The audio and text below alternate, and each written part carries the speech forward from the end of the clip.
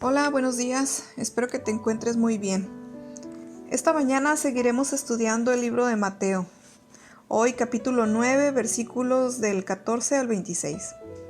Antes de iniciar, vamos a orar.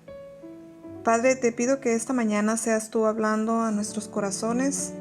Te damos gracias por este nuevo día y declaramos tu bendición en nuestras vidas. En el nombre de Jesús. Amén.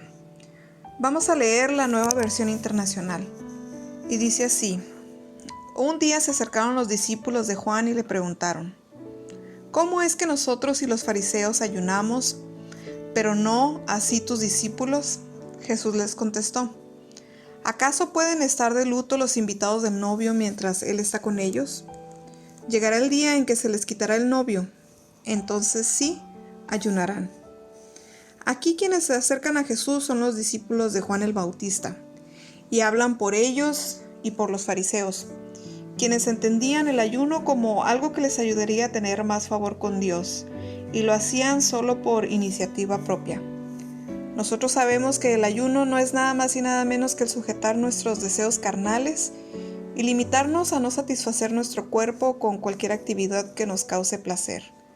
Muchas personas malinterpretan el ayuno y nuevamente el corazón va implícito. Las intenciones de nuestro corazón para hacer las cosas son algo sumamente importante. Por ejemplo, a Dios no le agrada un ayuno con el cual tú sientes que es bueno porque estás bajando de peso. Eso ya pasó de ser agradable para Dios a ser agradable para ti.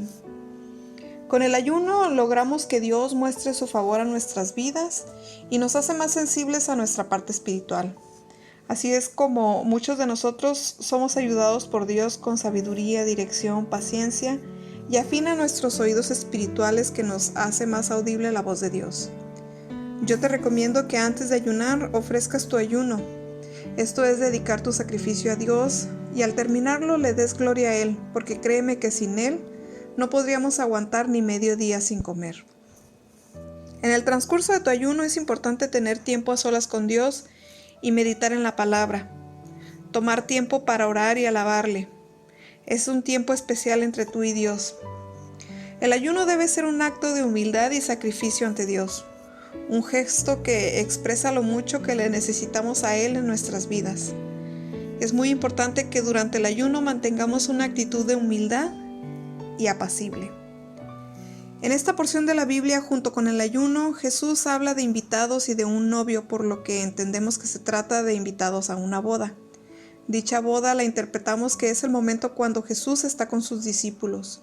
Suena un poco ilógico que si estás en el día en el cual fuiste invitado a una boda, pues no te debes limitar a no tener el placer al menos de comer. Solo hasta el día que el novio se vaya, pues ese día será cuando ya puedas dejar de hacerlo. Dice Jesús, es entonces cuando ayunarán. La alegría es el elemento que caracteriza a los discípulos de Jesús, quienes no debemos de vivir una vida de luto, tristeza o desaliento, pues Cristo llama a cimentar la vida en el gozo. La alegría está fundada en tener una relación sana y amigable con Jesús, todo el tiempo que Jesús esté con el discípulo. Entonces, si el discípulo se une verdaderamente a Jesús, es feliz, y la tristeza en su vida solo se presentará cuando abandone a su Maestro y Señor. Si el discípulo comprende esto, orienta su vida conforme a la voluntad de Dios, que es el amor y la misericordia.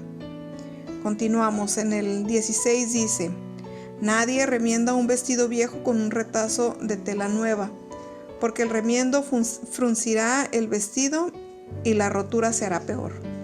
Ahora agrega Jesús que nadie remienda un vestido viejo con un pedazo de tela nuevo, ni vino nuevo en un odre viejo, dando a entender que tanto los discípulos de Juan como los fariseos trataban de renovar la religión, pero en realidad lo que hacía era poner remiendos, corriendo el peligro de comprometer y echar a perder tanto la novedad de la buena nueva del Evangelio con las antiguas costumbres.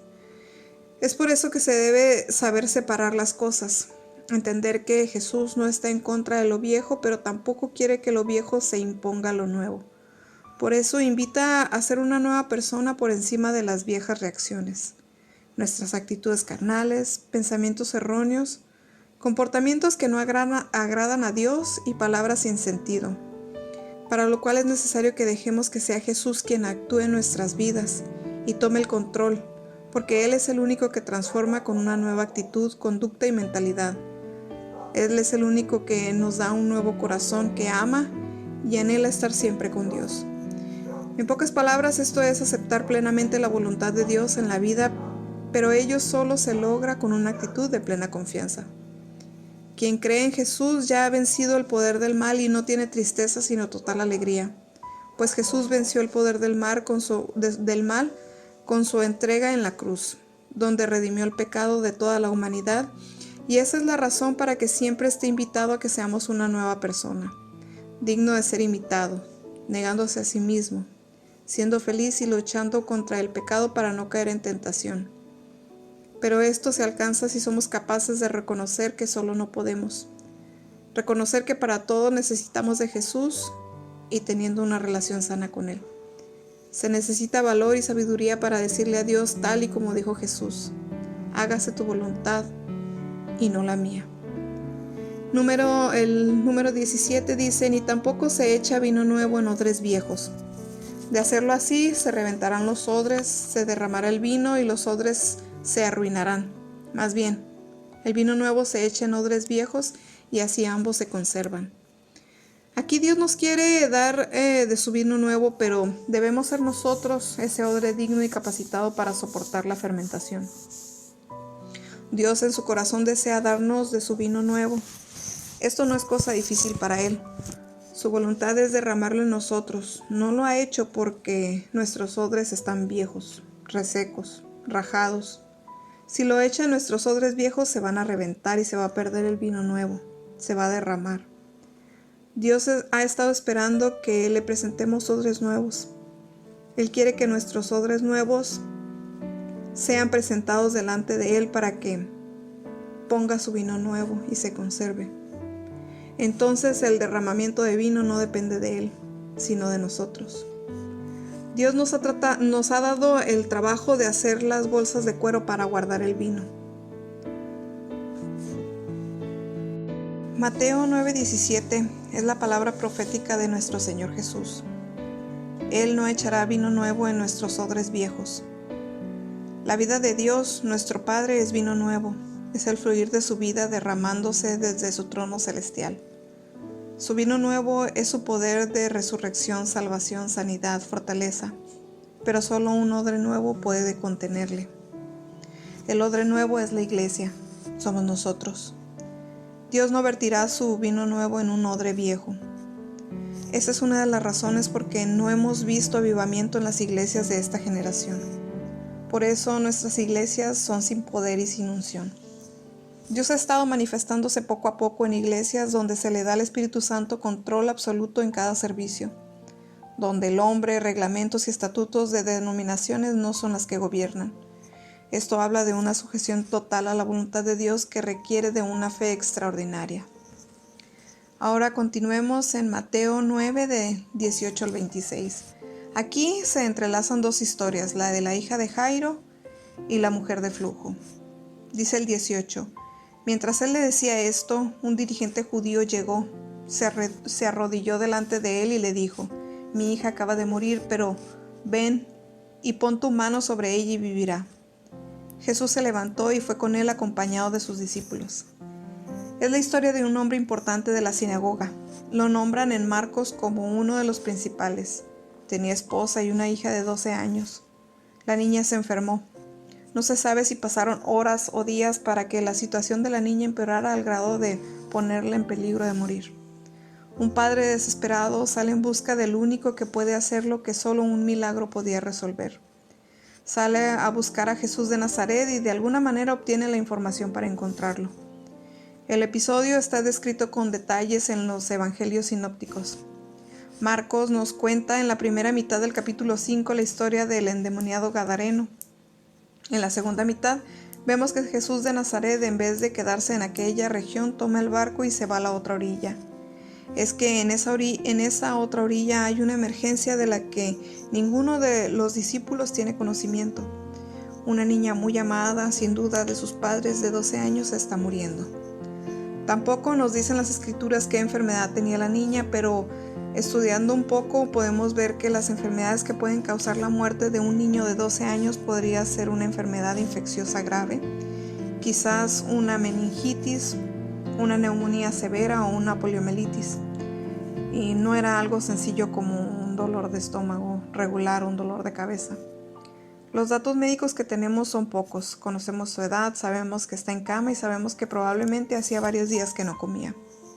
Por supuesto que si el Señor Jesús se hubiera quedado unos días más del otro lado del lago, el resultado hubiera sido muy distinto. Pero hay un Dios en el cielo y todo lo controla.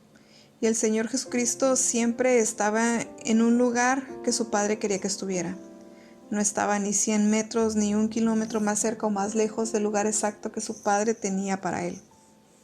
Jairo, seguramente aliviado de encontrarlo, le expone la situación al maestro y con gran alivio en su corazón encuentra que Jesús de Nazaret está dispuesto a ir con él. Un dato muy curioso para resaltar es que Jesús no hace una curación a distancia como en el caso del siervo del centurión. En Marcos vemos que Jairo se postra a sus pies y le implora que vaya y ponga las manos sobre ella para que sea salva y viva. Este hombre es un hombre de persistencia. Las Escrituras nos dice que le imploró mucho. No fue una petición de 5 segundos y nada más. El hombre sabía que la situación de su hija era desesperante. Qué bueno es cuando nosotros hacemos lo mismo con nuestro Padre Celestial. Jairo conocía el poder limitado de los humanos para tener el control y solucionar problemas de este tipo, pero también sabía de alguien que sí podría hacerlo. Él sabe que su hija está agonizando. Muchos de nosotros hemos estado cerca de un ser querido cuando esto ha sucedido y no se necesita ser un profesional médico para darse cuenta cuando esto pasa. La piel muchas veces se pone fría y sudorosa. La voz se torna cada vez más débil y entrecortada. Las fuerzas casi desaparecen. La respiración se hace cada vez más leve, al principio muy rápida y luego siguen periodos de falta de respiración, hasta que al final el enfermo da su último suspiro. De todo esto eran testigos los que se habían quedado en la casa con la niña. En Mateo vemos que el desenlace final acaba de ocurrir. Mi hija acaba de morir, pero ven y pon tu mano sobre ella y vivirá. No creo que esto sea una contradicción, pero es muy probable que cuando el padre salió de la casa ella todavía estuviera viva y en el camino es alcanzado por alguien que corre de la casa con noticias de que acaba de morir. Es interesante que no escuchamos ninguna palabras del Señor Jesús, pero Mateo nos da un detalle interesante. Jesús se levantó y le siguió con sus discípulos. Haciendo una comparativa de esto con lo que sucede cuando en Juan 11 le avisan al Señor que Lázaro está muy enfermo y él se quedó 2 días más en el lugar donde estaba. Pero aquí no. En este caso el Señor acompaña a Jairo de inmediato. Yo me imagino la prisa de Jairo, me lo imagino casi corriendo y esperando que el Señor Jesús acelerara el paso también. Pero qué difícil lograrlo con una multitud que lo apretuja. Es que Jairo sabe que cada minuto cuenta y que no tiene tiempo que perder. Vamos a resaltar la fe de Jairo que nos habla en Marcos 5:23. Dice, mi hijita está agonizando, ven, pon las manos sobre ella para que sea salva y viva. De alguna manera este hombre tiene la certeza, la seguridad, la confianza de que todo lo que tiene que hacer Jesucristo es poner sus manos sobre la niña y todo va a estar bien. Y este hombre tenía razón. Cuando Jesucristo pone las manos sobre nosotros, todo está bien. No hay ninguna situación en el Nuevo Testamento en que Jesucristo haya tratado de hacer un milagro y hubiera fracasado. Pero nos preguntamos, ¿de dónde sacó este hombre tal fe? Las Escrituras nos dicen en Romanos 10:17 que la fe viene por el oír y el oír la palabra de Dios. Seguramente Jairo escuchó la palabra de Dios y adquirió esa fe. Comienza la marcha y sucede lo que parecía que siempre pasa cuando estamos muy apurados. Una interrupción. Dice el 20, y he aquí una mujer enferma de flujo de sangre. Desde hacía 12 años se le acercó por detrás y tocó el borde de su manto, porque decía dentro de sí, si tocare solamente su manto seré salva. Pero Jesús, volviéndose y mirándola, dijo, ten ánimo, hija, tu fe te ha salvado, y la mujer fue salva desde aquella hora. El Señor Jesús se para y pregunta, ¿quién me ha tocado? Yo me pongo en el lugar de Jairo y hubiera dicho, pero Señor, apúrate, no te detengas. Ya podrás averiguar después quién te ha tocado. Vamos pronto antes de que sea demasiado tarde.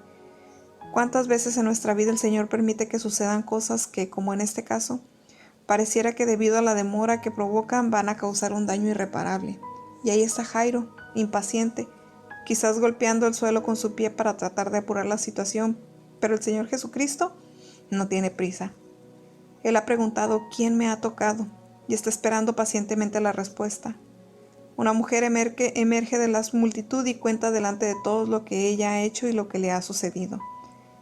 Para mí son muy interesantes el versículo 22, pues después de que el Señor Jesucristo dijo a la mujer: hija, tu fe te ha salvado, vete en paz y queda sanada de tu azote. Mientras él todavía estaba hablando, llegan con las malas noticias de la casa de Jairo, es decir, el grupo no se había puesto en movimiento todavía cuando llega la noticia, y justo cuando ya están más cerca de la casa. Tu hija ha muerto. ¿Para qué molestas más al maestro? Yo me imagino la escena. Oh, no puede ser, grita uno de los discípulos. El hombre empalidece y una mueca de dolor se ve en su cara. Es que todos sabemos que no hay médico que pueda hacer una curación después de que el paciente haya muerto. Tu hija ha muerto. 4 palabras que traspasan el corazón de un padre, hoy día, de la misma manera que hace 2000 años. Es interesante notar cuál cruel puede ser el ser humano aún en situaciones de gran dolor. Si es verdad que la hija está muerta y que todo se acabó, la familia ahora necesita consuelo, y quién mejor que el Señor Jesucristo. Los que trajeron la mala noticia le habrán dicho al padre algo como: no molestes más al maestro, no seas inoportuno, no lo canses inútilmente. Y lo interesante es que lo que estas personas sugieren de no molestar al maestro se sigue haciendo en el día de hoy. Se hacen circunstancias cuando no hay nada mejor que se pueda hacer que pedir la ayuda de aquel que nunca rechazó a un necesitado. Él mismo dice en Mateo 11:28, venid a mí, todos los que están fatigados y cargados, y yo os haré descansar. En el versículo 36 de Marcos 5 leemos, pero Jesús, sin hacer caso a esta palabra que se decía, dijo al principal de la sinagoga, no temas, solo cree. En primer lugar se le dice no temas, porque Él sabe muy bien lo propensos que somos al tener miedo. Le tenemos miedo al dolor, le tenemos pavor a la enfermedad, le tenemos terror a la muerte, le tenemos miedo a quedarnos solos cuando seamos viejos y así podemos seguir la lista. Pero Jesucristo le dice no temas y agrega, solo cree. Solo creer parecen tan fácil pero al mismo tiempo es tan difícil. La realidad en la vida de este hombre es la pérdida de su única hija y ahora Jesús de Nazaret le está diciendo no temas.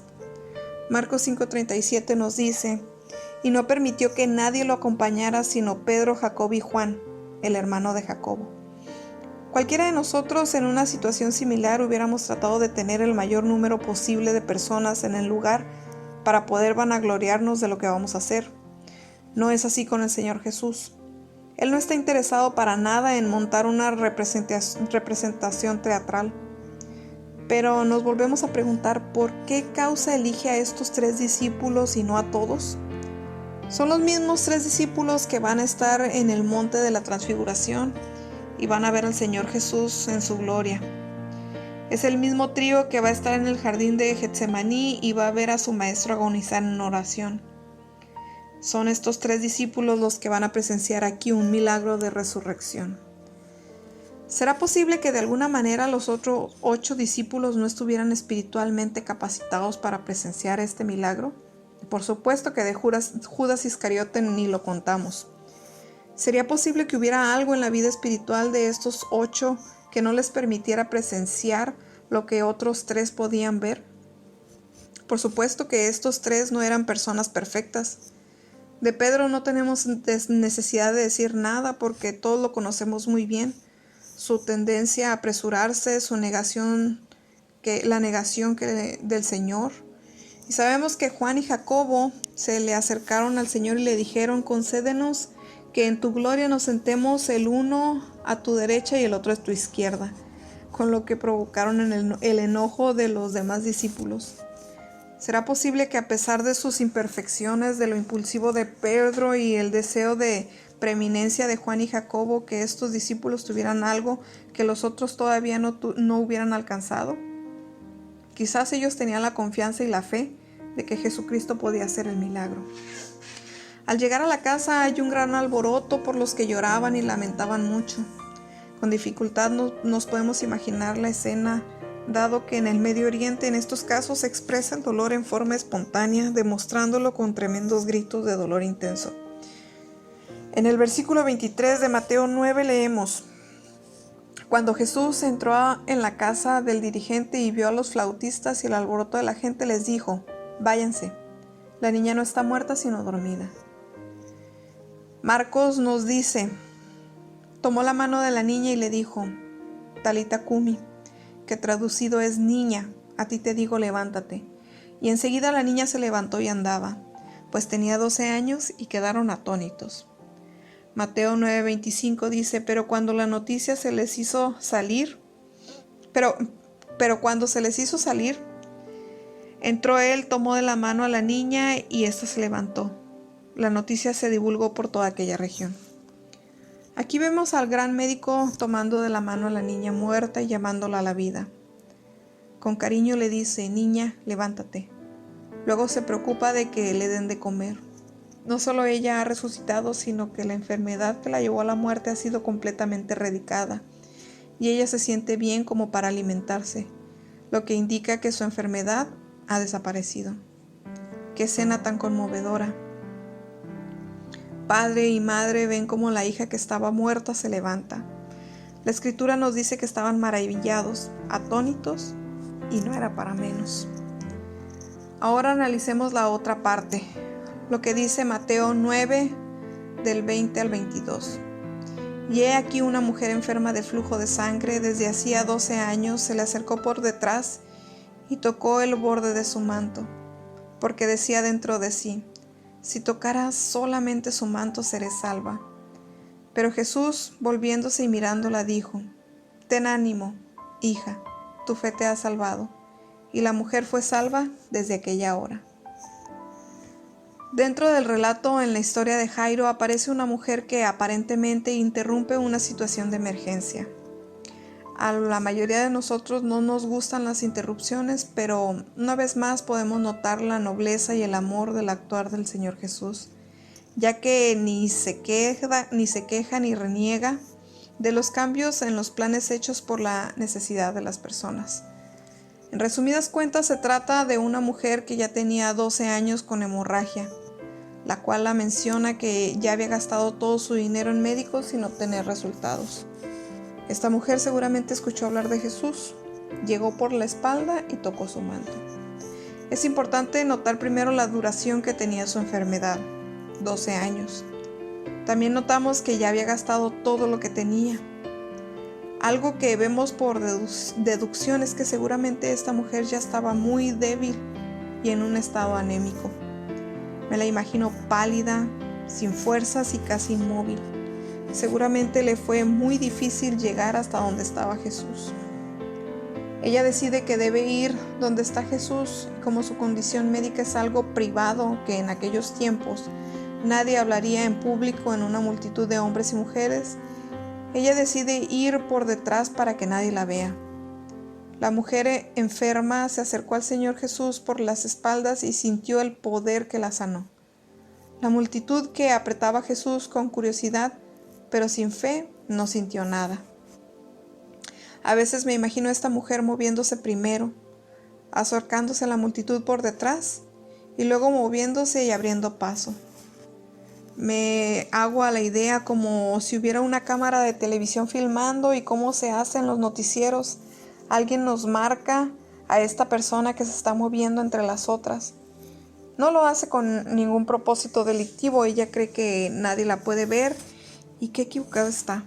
Cuán imposible es para nosotros ocultarnos de la presencia de Dios. Mateo capítulo 9, versículo 21 nos enseña: porque ella pensaba, si solo toco su manto, seré sanada. De alguna manera esta mujer tenía fe de que si tocaba el vestido del Señor Jesús, su problema estaría solucionado. Ella, desde el punto de vista de la religión, estaba legalmente impura debido al flujo de sangre, es decir, que no podía tocar a otra persona sin contaminarla. Esto está explicado en Levíticos 15:25. Creo que este hecho, junto con el deseo de que nadie lo notara y pasar desapercibida, eran las dos grandes razones para que fuera por atrás. Ella tenía, como muchas personas, un concepto incorrecto sobre la persona de Jesucristo.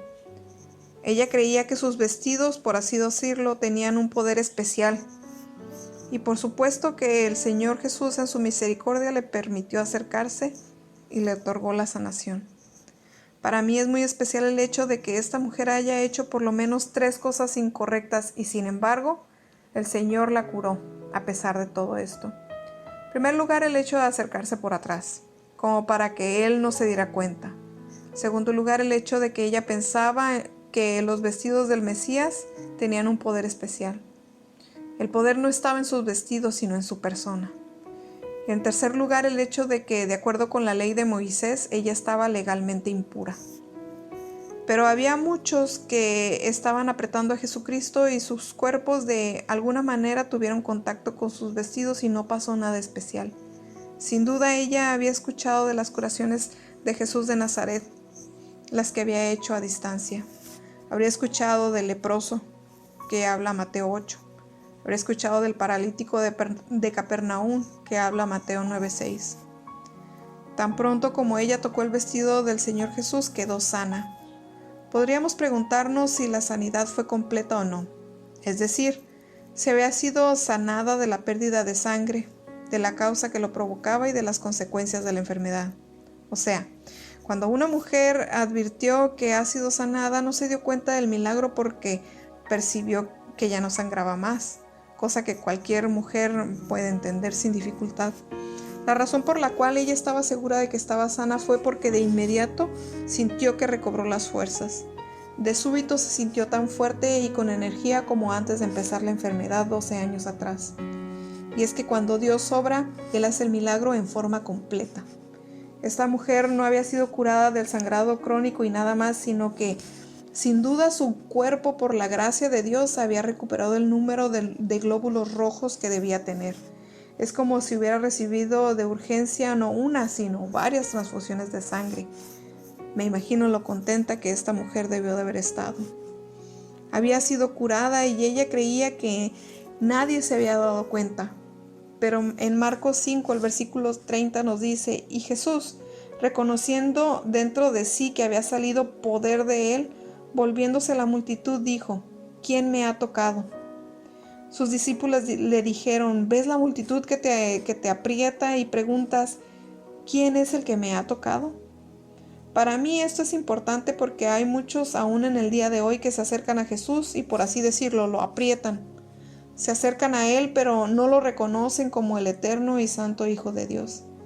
Tienen una proximidad geográfica y física, pero eso es todo. Observemos que la Escritura nos dice que había salido poder de Él. ¿Qué significa esta expresión? Había salido poder de Él. Poder traduce la palabra griega dunamis, de donde sacamos el usual término dinámico. Se usa muchas veces en los evangelios. Por ejemplo, en Lucas 4:14, luego de la tentación en el desierto leemos: entonces Jesús volvió en el poder del Espíritu a Galilea. Hablando de la venida del Señor Jesús en gloria, en Lucas 21:27 dice: entonces verán al Hijo del Hombre viniendo en una nube con poder y gran gloria. Cuánto me hubiera gustado haber estado ahí para ver la escena. El Señor Jesús empieza a mirar a las personas individualmente de entre la multitud. Sus ojos van mirando y mientras que su cuerpo gira hasta que los ha visto a todos. Sus ojos no se fijan sino en una mujer ahí escondida entre el gentío. Recién se da cuenta que no podía pasar desapercibida. Ella ve que Jesús de Nazaret empieza a mirar a la multitud y cuando los hijos de Dios se posan en ella, advierte que ella no puede quedar oculta. Observen cómo se acerca a esta mujer. La Escritura nos dice que lo hace temiendo y temblando. como alguien a quien ha descubierto haciendo algo que se suponía que no debía hacer. Nos podríamos preguntar, ¿en cuál promesa de las Escrituras del Antiguo Testamento se basó esta mujer para haber venido a la presencia del Mesías? Quizás escuchó las palabras del Salmo 103, donde leemos en el versículo 3 acerca del Señor Jesús. Él es quien perdona todas tus iniquidades, el que sana todas tus dolencias. La mujer se acerca y temiendo y temblando. Ella no sabe cómo va a reaccionar Jesús de Nazaret. Sin duda ella ha conocido hombres religiosos en la sinagoga que la hubieran tratado con mucha dureza por haber hecho lo que ella hizo, es decir, estando en esta condición de impureza legal. Pero cuán precioso es para nuestros corazones saber que aquel que siempre guardó el sentido de la ley no se contaminó cuando tocó al leproso y dijo, sé limpio.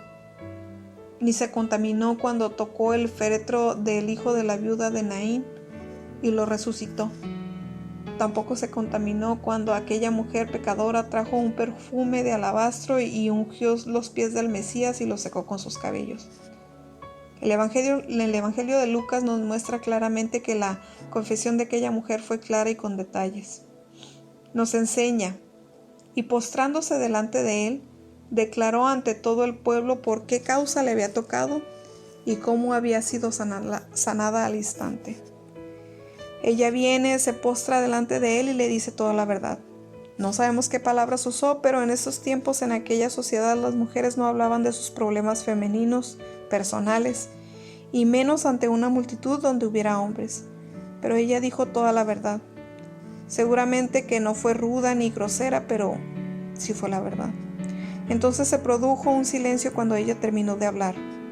Pareciera que el Salvador del mundo le permitió decir su confesión delante de todos.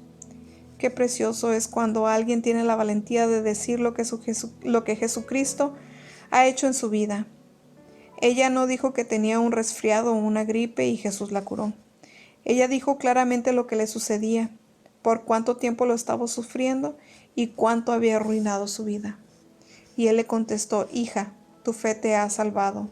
Vete en paz y queda sanada de tu azote. Cuando ella recibió esta palabra, hija, dicha con compasión y dulzura, su corazón se llenó de esperanza. Quizás hacía mucho tiempo que no la escuchaba, pero Jesús, el Hijo de Dios, la llama hija. Qué maravilloso es para nosotros saber que, por la gracia de Dios, los que le hemos recibido como nuestro Salvador, creyendo en el valor de su muerte en la cruz, fuimos hechos hijos de Dios. La Escritura lo dice claramente en Juan 1:12, pero a todos los que le recibieron, a los que creen en su nombre, les dio derecho de ser hijos de Dios. La mujer se levanta de su posición de humildad, mira una vez más a aquel que le ha hecho un milagro en su vida y vuelve a su casa. Una gran sonrisa está en su rostro y una alegría profunda inunda su corazón. El Mesías le ha dicho, hija, tu fe te ha salvado, vete en paz y queda sanada de tu azote. Él la llamó hija, término que solamente quien es Dios manifestado en carne puede usar apropiadamente. La llamó hija con autoridad y respeto. ¿Qué es lo que vemos del carácter y de la persona del Señor Jesucristo en esta porción? Observamos en primer lugar que a pesar de dirigirse a una emergencia como era la situación desesperada de una niña, tomó el tiempo necesario con esta mujer. Lo vemos en su gracia y compasión. No le rezongó ni la criticó, tampoco la ridiculizó delante de todos por lo que había dicho. No le dio un sermón ante toda la multitud sobre el hecho de que Dios conoce todo lo que hacemos. La trató con cariño, la llamó hija, la trató con respeto y la curó de su enfermedad. Ahora nos podemos hacer una pregunta técnica. ¿Fue contaminado Jesús de Nazaret por esta mujer que lo tocó estando impura desde el punto de vista legal? En varias oportunidades el Señor Jesucristo hizo cosas que desde el punto de vista de la ley de Moisés serían discutibles. Visto de una manera superficial, recalcó estas palabras porque él cumplió la ley de Dios, hasta el último momento y hasta el mínimo detalle. Pero él no tuvo reparo en tocar al hombre leproso y lo sanó. Tampoco tuvo problema de tocar el féretro del hijo de la viuda de Naín y lo resucitó. Cuando la mujer pecadora en casa de Simón el leproso lo tocó, él no dijo que ella lo estaba contaminando. Si Jesucristo fuera solamente un hombre, hubiera sido contaminado. Pero Él es eterno, es el eterno Hijo de Dios y por lo tanto es 3 veces más santo. Lo que una manera de decir infinita, absoluta y eternamente santo. La mayoría de nosotros tenemos de 4,5 a 5 millones de glóbulos rojos. Esta mujer sin duda tendría menos de 1,5 millones. ¿Se dan cuenta? Menos de 1/3 de lo que debería de tener. Entonces nos preguntamos, ¿cuál era la causa del sangrado? No creemos que fuera un cáncer de útero o de la cervix porque esas enfermedades en tratamiento tienen una evolución rápida y esta mujer tenía 12 años con esta enfermedad. Esto nos asegura que su caso sería relativamente benigno, en el sentido de que su vida no estaba de inmediato amenazada. Sin embargo, las consecuencias del sangrado persistente sin duda le habrían provocado anemia. Para los que no pertenecen al campo médico es bueno remarcar que esta mujer no estaba sangrando de una manera abundante, como si alguien cortara una arteria y la sangre saliera con fuerza. Es muy probable que esta mujer tuviera lo que se conoce como fibroma uterino, que es un trastorno muy frecuente y una de las causas habituales de la operación de extirpación de útero. Este malestar afecta al 25% de las mujeres y en la mayoría de los casos no provoca trastornos serios. Cuando comentamos arriba que ella fue curada de su problema de anemia, pensamos que sintió como si le hubieran dado el equivalente a 3 litros de sangre, cosa que en realidad, por supuesto, no se puede corregir en poco tiempo por razones médicas. Pero creemos que ella pasó a tener de más o menos 1,5 millones entre 4,5 o 5 millones de glóbulos rojos, que es lo normal. Es tremendo cómo Dios obra de manera completa y definitiva en la vida de sus hijos.